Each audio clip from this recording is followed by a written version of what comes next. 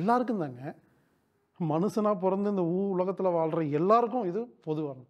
குறிப்பா ஏற்கனவே சிகிச்சை செய்து கொண்டிருக்கும் நபர்கள் கத்துக்கிட்டா நோயாளியை குணப்படுத்துறது ரொம்ப ஈஸிங்க.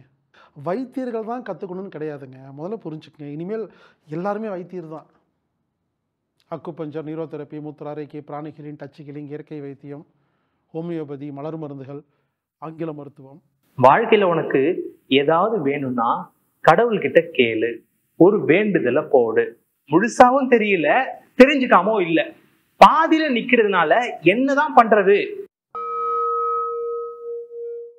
வாழ்க வையகம். நண்பர்களே, ஹார்மோன் தெரப்பியை பென்ட்ரைவ் மூலமாக கொடுக்கறதா முடிவு பண்ணியிருக்கிறேங்க. ஹார்மோன் தெரப்பின்னு ஒரு ஆன்லைன் வகுப்பு நடந்துச்சு. 9 மணி நேர வகுப்பு. இந்த வகுப்பை ரெக்கார்ட் பண்ணி பென்ட்ரைவ் மூலமாக கொடுக்கறதா முடிவு பண்ணியிருக்கிறேன். இந்த ஹார்மோன் தெரப்பி அப்படின்னு என்னன்னு கேட்டிங்கன்னா, நமது மூளையில் சுரக்கிற ஹார்மோன் சம்பந்தப்பட்ட வகுப்பு. ஹார்மோன்களை 2ஆக பிரிக்கலாம். நல்ல ஹார்மோன், கெட்ட hormone. Good hormone, bad hormone. Happy hormone, stress hormone. Positive hormone, negative hormone. எந்தெந்த ஹார்மோன் சுரக்கும் பொழுது நம்ம ஹாப்பியாக இருப்போம், எந்தெந்த ஹார்மோன் சுரக்கும் போது ஸ்ட்ரெஸ்ஸாக இருப்போம், மன உளைச்சல். எந்தெந்த ஹார்மோன் சுரக்கும் பொழுது நாம் பாசிட்டிவாக இருப்போம், எந்தெந்த ஹார்மோன் சுரக்கும் போது நெகட்டிவாக இருப்போம், நேர்மறை எதிர்மறை. எந்தெந்த ஹார்மோன் சுரக்கும் போது நோயெல்லாம் குணமாகும், எந்தெந்த ஹார்மோன் சுரக்கும் போது நோய் அதிகமாகும், அப்படிங்கிறது தான் இந்த வகுப்புடைய நோக்கம். நண்பர் உதய் அப்படிங்கிறவர் இந்த வகுப்பு எடுத்தார். அருமையான ஒரு விஷயம், இதுவரை யாரும் சொல்லாத ஒரு விஷயம். நமது மூளையில் கார்டிசோல் அப்படின்னு ஒரு ஹார்மோன் சுரக்கும். இந்த ஹார்மோனுக்கு பேரே ஸ்ட்ரெஸ் ஹார்மோன். அது சுரந்தால் எல்லா நோய் வரும். அது எந்தெந்த நேரத்தில் சுரக்கும்னு சொல்லி அந்த வேலைகளை நம்ம நிறுத்தணும். டோபாமின் ஒரு சுரப்பி இருக்குது. டோபாமின் ஒரு ஹார்மோன் இருக்குது. இது குட் ஹார்மோன். இந்த ஹார்மோனுக்கு பேர் happy hormone, feel happy hormone. இது சுரக்கிற நேரத்தை அதிகம் பண்ணிட்டால் நோயெல்லாம் குணமாயிரும். இப்படி எண்டோக்ரைன் அப்படின்னு ஒரு ஹார்மோன்ஸ் இருக்குது.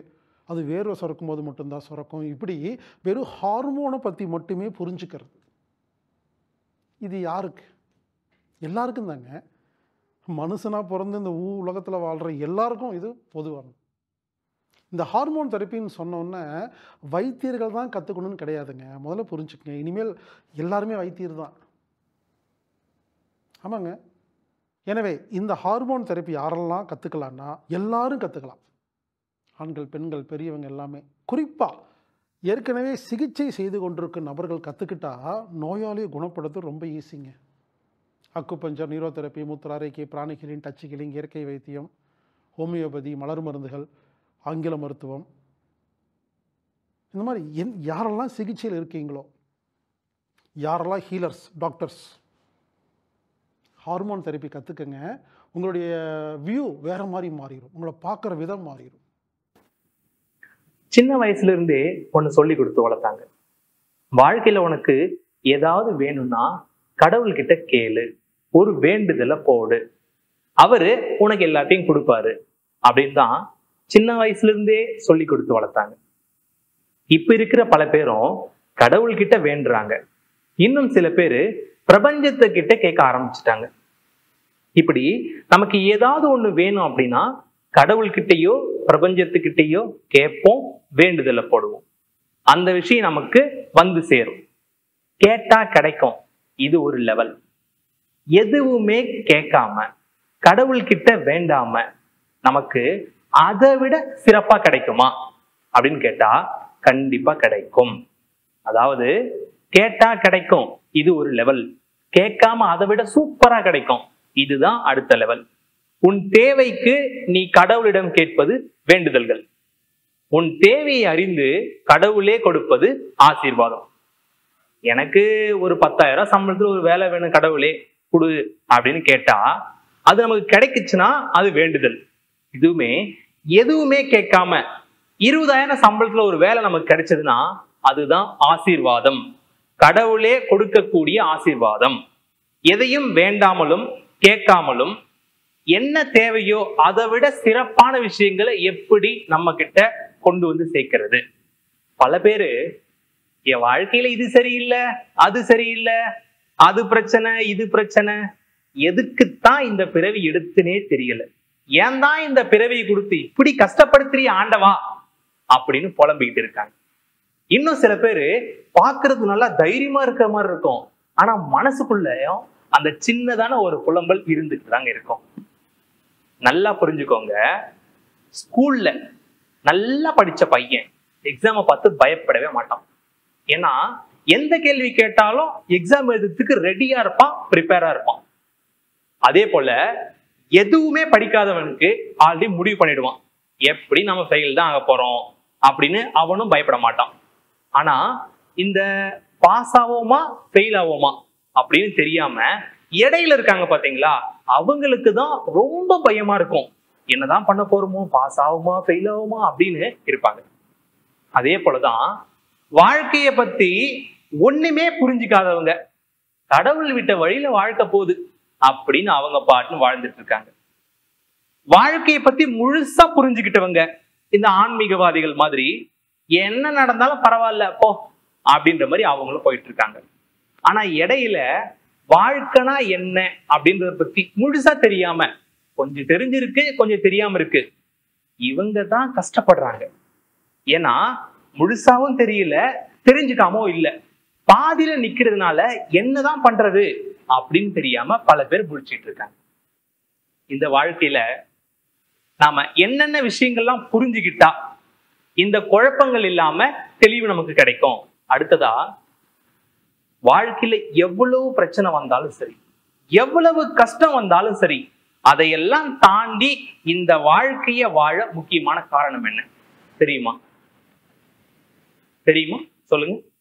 அதாவது வாழ்க்கையில எவ்வளவு பிரச்சனை வந்தாலும் அதையெல்லாம் தாண்டி வாழ்க்கையை வாழ காரணம் என்ன தெரியுங்களா? ஒரு காரணம், முக்கியமான காரணம், நாளைக்கு எல்லாம் மாறிடும் அப்படின்ற நம்பிக்கை ஒண்ணுதான். எப்படியாவது பிரச்சனை எல்லாம் தீந்துரும், வாழ்க்கையில முன்னுக்கு வந்துருவோம் அப்படின்ற நம்பிக்கை ஒண்ணுதான். நாளை என்ற நம்பிக்கையில் தான் வாழ்க்கையே அடுத்து மூவ் ஆகுது. இப்போ நாளைக்கு எதுவுமே மாறாது அப்படி யாராவது சொல்லிட்டாங்கன்னா என்ன நடக்கும்? என்ன நடக்குமா, என்ன பண்றதுன்னே தெரியாது.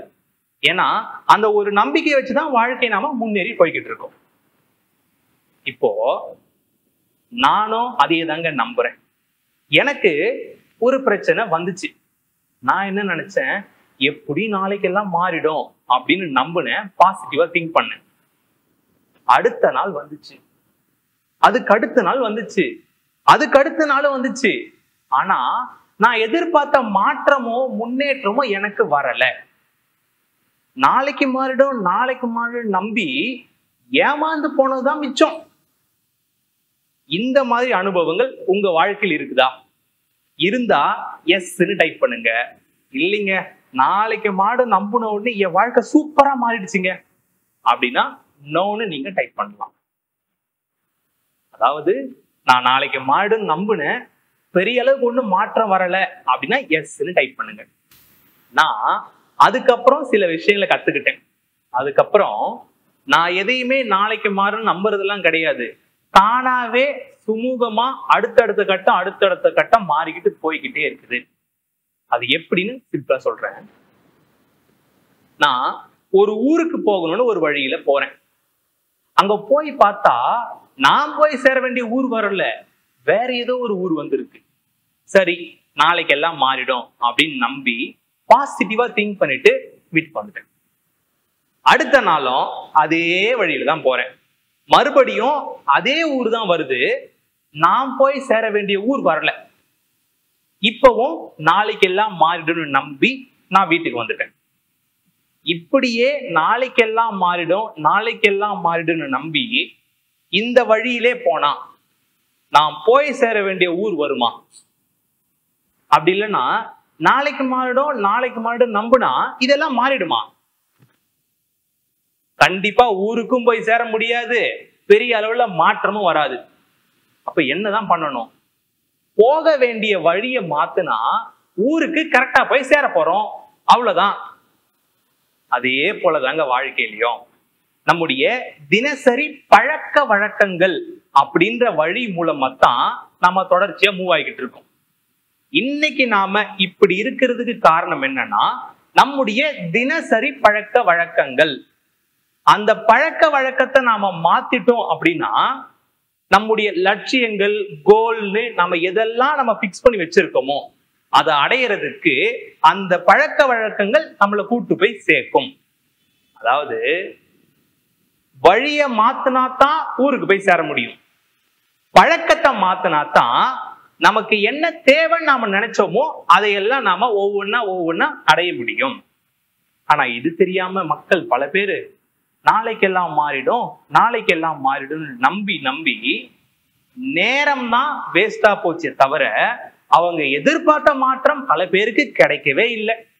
எனவே ஹார்மோன் தெரப்பி லெவல் 1 9 மணி நேர ரெக்கார்டட் வீடியோ 32 GB பென்ட்ரைவில் கொடுக்கறக்காக ஏற்பாடு பண்ணியிருக்கோம். இதன் விலை 600 ரூபாய். கொரியர் மூலமாக நீங்கள் வாங்கிக்கலாம்.